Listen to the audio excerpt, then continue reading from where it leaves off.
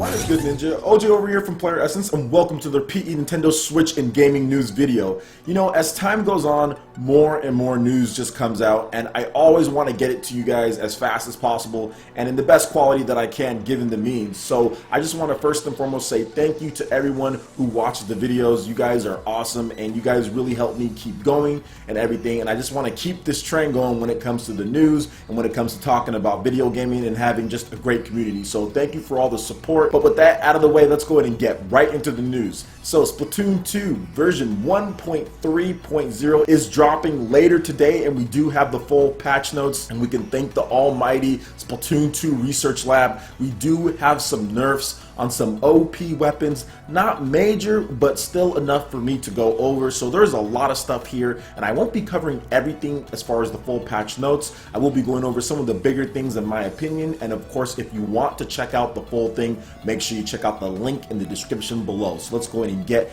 into this here. So we will have some maintenance from 5:50 p.m. to 7:30 p.m. or it may end earlier. They do note that. So here are some of the battle changes, or match and battle changes. Change the performance of some of the special weapons. The Stingray, Splashdown, Ink Storm, Baller, Inkjet, Ink Armor, which I want to talk about Ink Armor. So decreased invisibility at the time when the armor is broken by 8/60th of a second. When receiving more than 100 points of damage at once, any excess damage will knock the Ink Armor user back. Upper limit capped at 80. So that's something that's really important, because Ink Armor was one of the best, if not the best, sub-specials or whatever the case is in the game, and that's been nerfed pretty good. Not necessarily like a huge or major nerf, but definitely something that's going to affect what people pick when it comes to things, because Ink Armor is no longer as good. So I'm actually really happy to see that Ink Armor be nerfed a bit. Now they also changed some of the performance of the sub weapons, such as the Sprinkler, Point Sensor, Splash Wall, Squid Beacon. So let's talk a little bit about the Squid Beacon. So the ink consumption is decreased from 90% to 75% of the ink tank. So I think that's definitely good, because I have the Squid Beacon on a lot of my different weapons, or the ones that I like to use, and yeah, it would take up quite a bit. So I think that was good that it got a little bit of a buff there, just because it's already somewhat of a mess, some weapon or whatever to begin with, but now at this point, at least it doesn't jack all your ink, or at least, you know, it's definitely a lot better of that. So what do you guys think about all the changes so far? Definitely want to hear you guys' opinion on that. So let's get into the big one here for me when it comes to weapons, because the performance of the main weapons is what we all want to know about, right? And that is the Tri-Slosher. That has been nerfed quite a bit.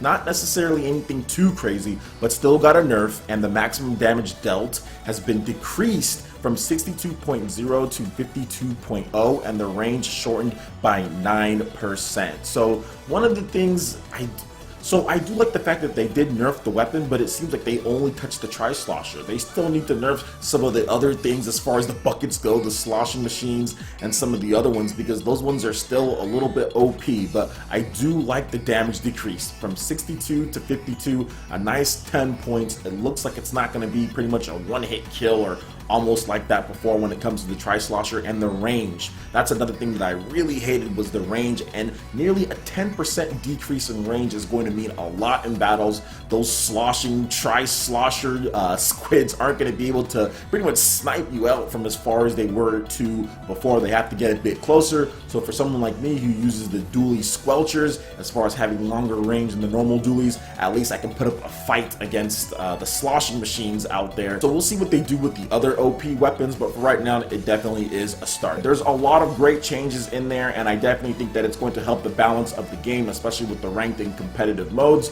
So what do you guys think about these changes here to Splatoon 2 when it comes to version 1.3.0? Let me know in the comment section below. Alright, and moving on to a little bit of a weird but sad story when it comes to the Xbox One S's state in Japan. So we all know the Xbox One is just not doing good, right? It's not doing good in Japan. It's not selling, obviously. This is Microsoft's worst selling system in Japan ever when it comes to dedicated home consoles, since they came into the market in 2001 with the original Xbox. And yeah, in Japan right now, and according to Kotaku, they put up a picture here, and they're selling the Xbox One S as an Ultra HD Blu-ray player.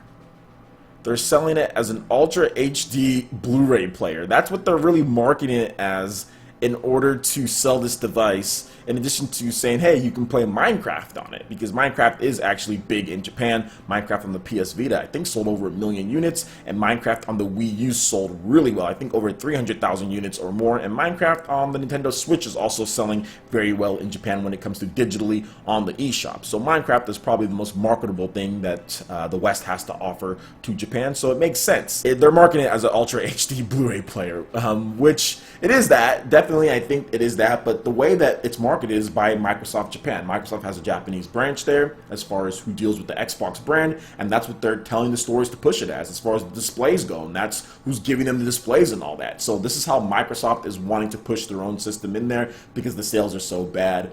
And it's unfortunate that it came to this because they actually had something going with the Xbox 360. Now, don't get me wrong, the Xbox 360 was still overall a failure in Japan, but it did sell, I think, 1.5 to 2 million units, somewhere in that range. I know it sold over 1 million, and the Xbox One is not even going to get to 1 million. It's not even going to sniff 1 million. I mean, I'm not even sure if it's even at 100,000 at this point. It's so low. It's pretty bad. It's really bad. So it's unfortunate that it came to that state, and I'm not sure the future as far as the Xbox One X or any other system that Microsoft decides to put out for it, but I do think at the same time it is a pretty cool Ultra HD Blu-ray player for those who want it for that. I've checked it out a couple times on my 4K television, plus I've watched some 4K streaming through it, and it looks great. So I think that is one benefit of it being marketed like that. It's cheaper than a lot of the other ones out there, and you can also play Minecraft and some other games on there as well, the ones that do come to Japan on the Xbox.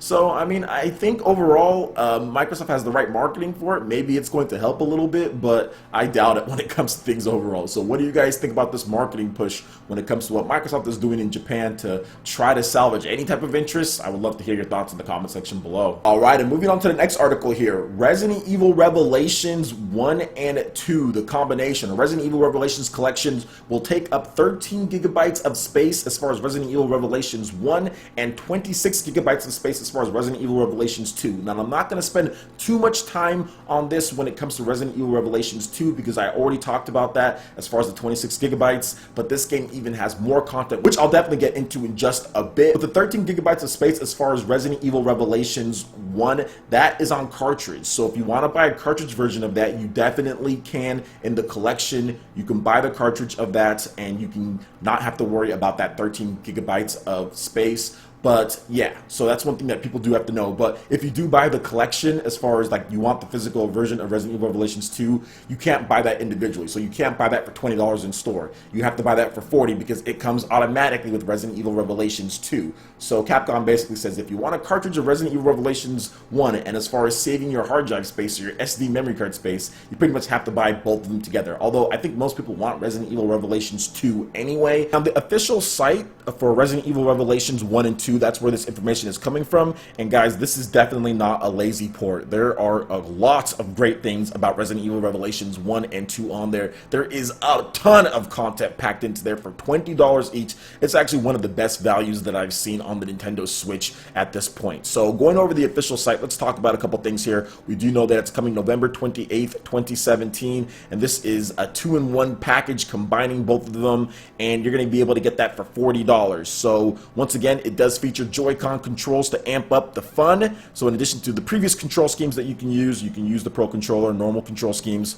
but you can also use the Joy-Cons for a unique way to play. Intuitive controls pull players deeper into the horror. You can attack foes directly with the Joy-Cons, so you have some motion. You can also wave the Joy-Con to slash your knife. You can hold your Joy-Con controller like a gun and magazine to reload the weapon, so you can literally go like this and like reload your weapon like a real gun kind of. That's actually pretty dope. And then HD Rumble adds an extra dimension to gameplay with precise vibration features. So when you're opening something, you're going to have certain parts of the Joy-Con controllers vibrate in that section and then move accordingly. So very good features right there. I actually really like this because I feel out of any game out there, Resident Evil is really good with motion controls, or really good with IR aiming. We saw that with Resident Evil 4 on the Wii, and they're bringing that back here, but they're even taking it a step further with the reloading and all of that and the slashing. So I'm definitely going to try it out with the motion controls because it seems like it is going to be fun with them. And this does seem like it's practical motion. It doesn't seem forced or anything like that. Seems pretty good, and with the Joy-Cons and HD Rumble, kind of want to be in that experience. So definitely looking forward to trying that out.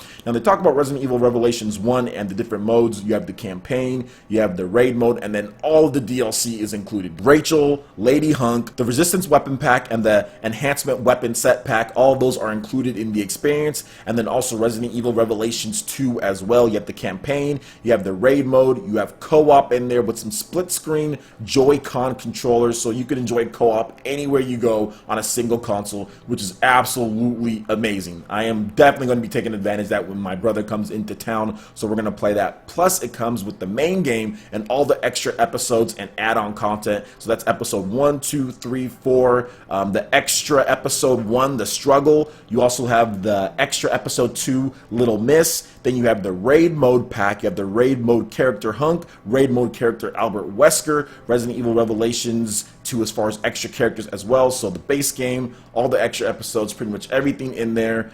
Extra costume pack, storage expansions as well. So for $20, so even if you don't want Resident Evil Revelations 1, you just want Resident Evil Revelations 2, for $20 getting all of that, like I said, that is a great value, especially considering some of the other games that came out last generation, like on the Wii U, and they put all the stuff on there, but it was still like full price. Like it was still full price despite the game being older and despite the other versions being older. At least Capcom is giving us all this content here for $20. Heck, even with the Nintendo Switch, Disgaea 5, which I wouldn't say is necessarily should be more than Resident Evil Revelations or anything like that. They're both big games. They both have a lot of content in there. Resident Evil Revelations has online multiplayer and co-op as well to make up for maybe some more of the content that Disgaea has. And Disgaea was $60 on the Nintendo Switch, while Resident Evil Revelations is $20. So the fact that, you know, they're $40 less as far as the price goes, even though they're both including all of the content, says a lot.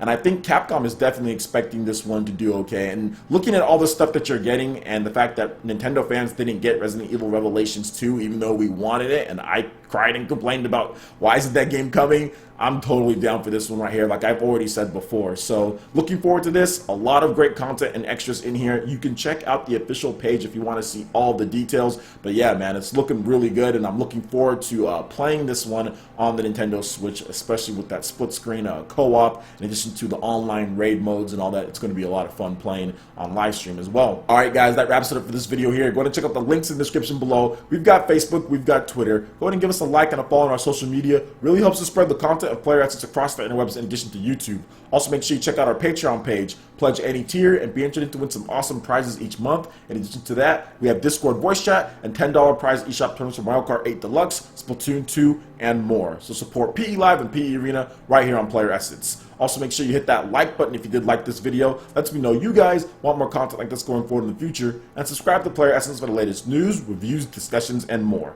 Thank you so much for watching, and we'll catch you for the next video. Peace.